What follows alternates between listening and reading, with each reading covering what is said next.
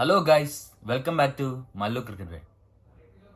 നാളെ കിങ്സ്റ്റൺ ഓവലിൽ വെച്ച് ആണ് സുഹൃത്തുക്കളെ ഇന്ത്യയുടെ ആദ്യ സൂപ്പർ 8 പോരാട്ടം നടക്കുന്നത്.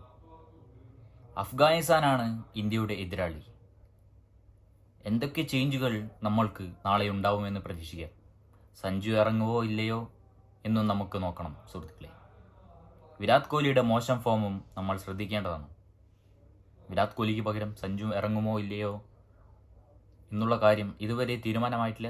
റിപ്പോർട്ടുകൾ വരുന്നുണ്ട്. എന്നാൽ നമുക്ക് സ്ക്വാഡുകൾ പരിശോധിക്കുകയാണെങ്കിൽ ആദ്യമായി ഇന്ത്യയുടെ ക്യാപ്റ്റൻ രോഹിത് ശർമ്മ, ഒപ്പം വിക്കറ്റ് കീപ്പർ ഋഷഭ് പന്ത്. വിരാട് കോഹ്ലി ഇറങ്ങുമോ ഇല്ലയോ എന്ന് നമുക്ക് അറിയില്ല സുഹൃത്തുക്കൾ.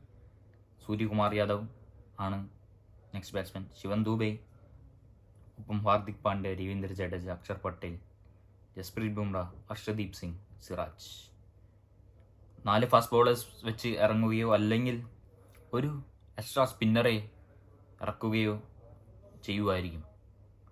കരീബിയൻ മണ്ണിൽ സ്പിന്നിന് നല്ലൊരു പിച്ചാണ് കാണുന്നത്. നമ്മൾ അഫ്ഗാനിസ്ഥാൻ്റെ സ്കോഡ് ശ്രദ്ധിക്കുകയാണെങ്കിൽ രാമനുള്ള ഗുരുബാസ്, അദ്ദേഹം മികച്ച ഫോമിലാണെന്ന് നമുക്കറിയാം സുഹൃത്തുക്കളെ.